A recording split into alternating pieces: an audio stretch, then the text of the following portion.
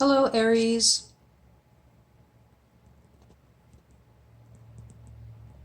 Just trying to adjust my camera here.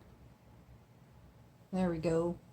This is your weekly 3-card spread reading for the week February 2nd, 2020. I've pulled one of each of the directional cards for you except North. For your situation card, we have Destiny.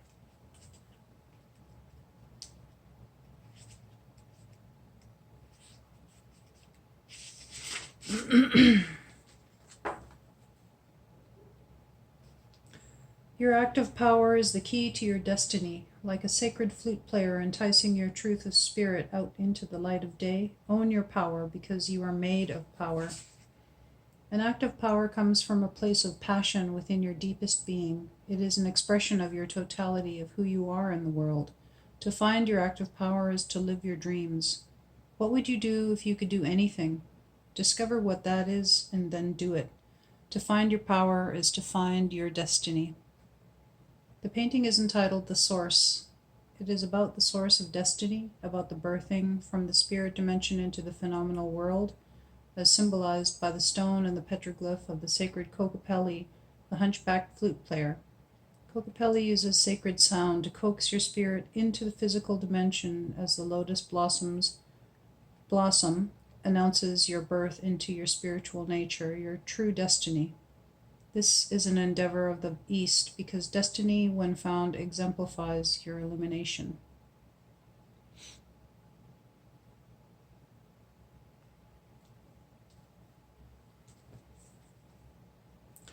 And for your challenge, we have Trust, a card of the teachings of the South, your inner child. Just a note on this, on the medicine wheel, each of the directions corresponds to an aspect of yourself. So we have in the South, your inner child; in the West, the place of adolescence. This is the physical is the South. The West is the place of the emotions. The North is your place of your adult self and the place of spirit. And the East is the place of your old wise one within, your elder, and the place of the mind.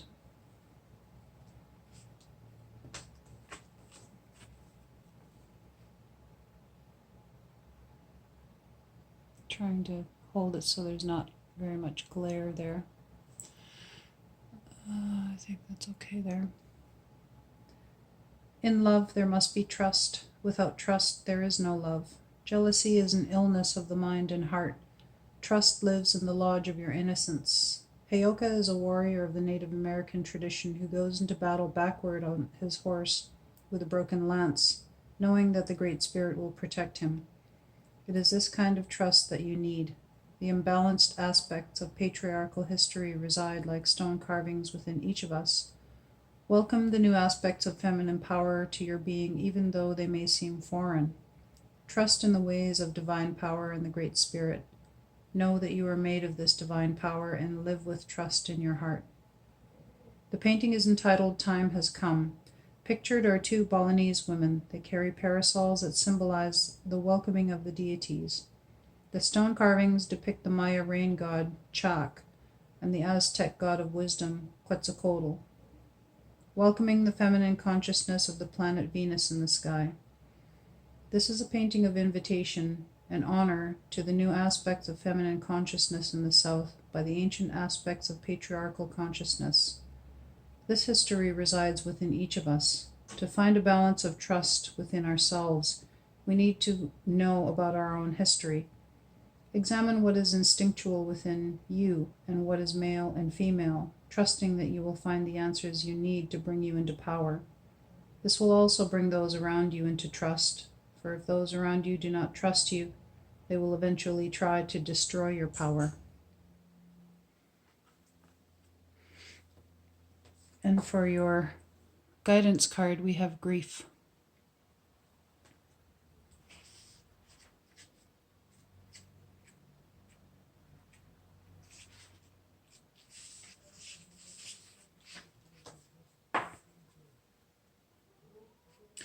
Grief deepens you, allowing you to explore the perimeters of your soul. Grief is the only gateway to certain levels of consciousness, and it is a hard task master. Through grief, you can explore every aspect of your dark side: anger, pain, abandonment, terror, loneliness, aspects of the sacred wound that we usually try to ignore in our daily lives. Grief forces you to acknowledge those parts of yourself that are not yet healed. If you can look at grief as a teaching, you will grow. If you can look at grief with awareness and an open heart, it is one of the greatest teachers of all. The seeds of wisdom and enlightenment are planted within the wounds of grief. What is lost can come back to us again in higher ways. The painting is entitled First Noble Truth. So much of life involves suffering and loss, but great strength is brought to us through grief and the choice it presents. You can choose to learn from the experience and remain soft and kind, or you can choose to become hardened and cynical. Do not miss the lessons you are here to discover, even in grief. The sweeping Buddha, the symbol for the shaman going deeply within himself into the depths of his grief, holds grief in his hands before a solitary rose. The rose sits upon a stone altar in the shallow waters of a rocky ocean shore. The tide has gone out, symbolizing the elimination of desire. Final transcendence is at hand. The rose is one of understanding, recognizing that sadness and grief are only one side of a double-edged sword. On the other side is peace, joy, and tranquility in the knowledge that we are all one. This is a teaching of the West because grief takes us into deep reflective thought, delving into our unconscious life to find the strength to transcend. In every death there is rebirth and transformation. Do not be afraid to learn the lessons that are to be found in grief.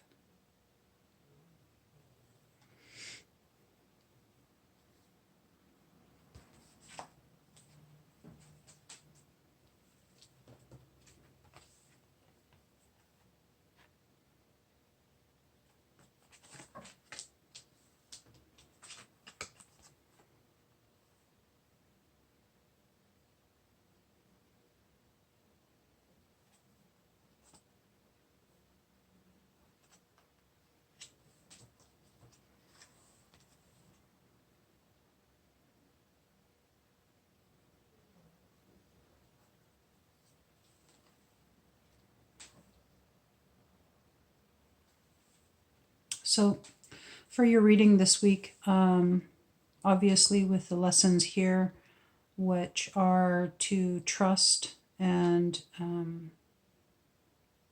really to be open and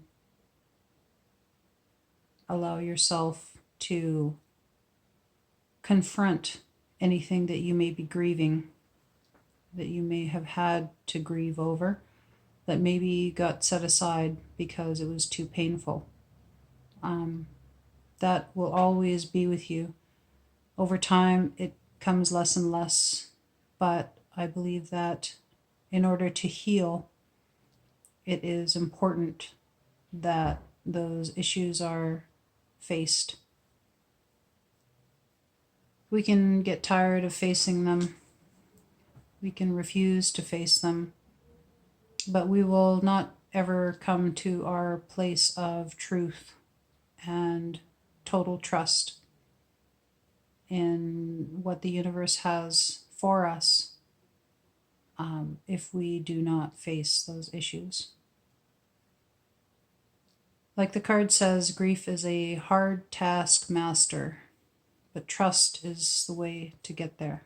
Know that you will get through it. Even if you have to confront it again and again and again,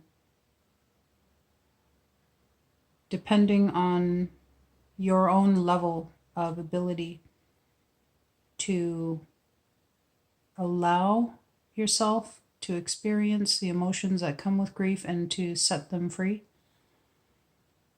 it should get less and less with time, with healing. Excuse me.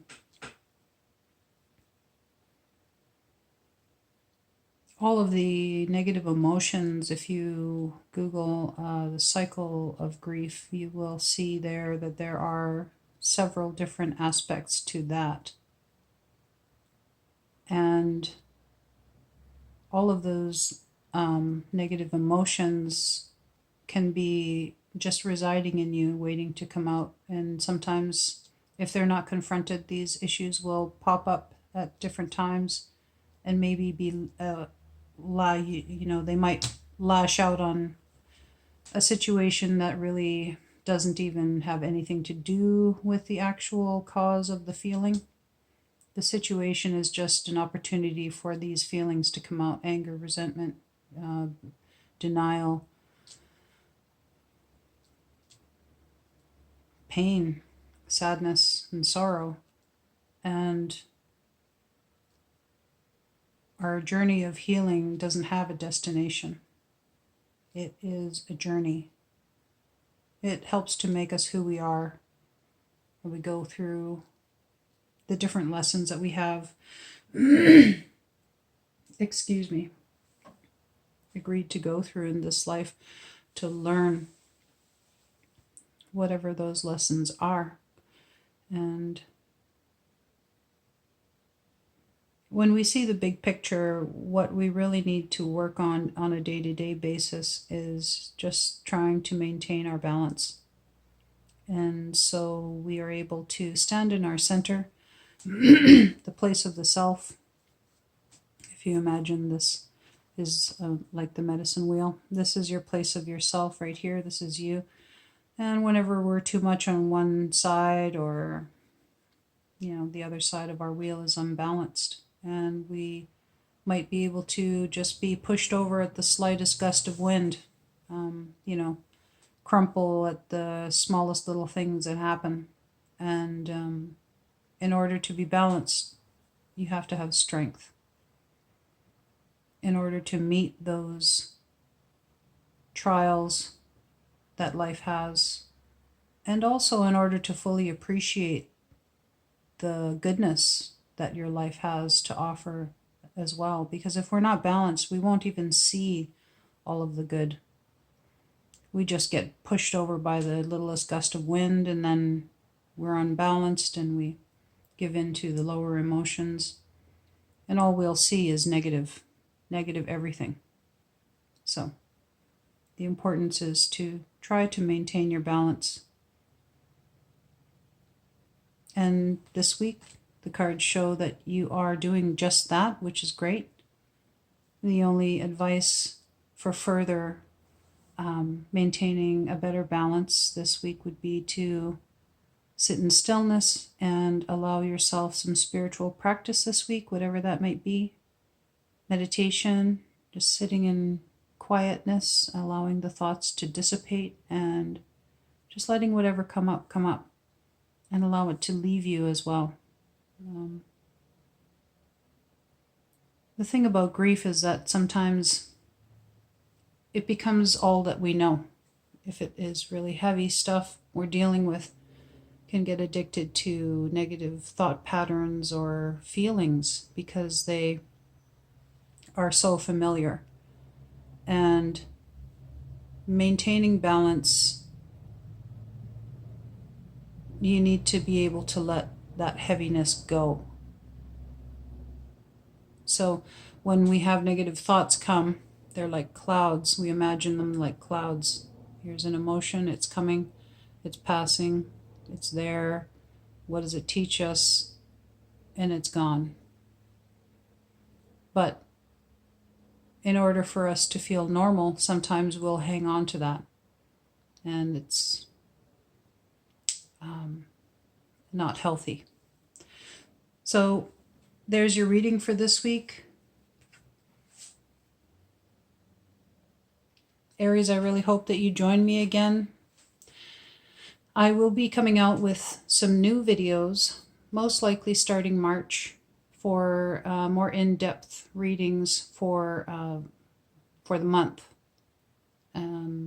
So if you'd like to subscribe and get notifications, tap the bell for whenever I come out with new videos. I appreciate all of your liking, sharing, favoriting my videos, and I hope to see you again next Sunday.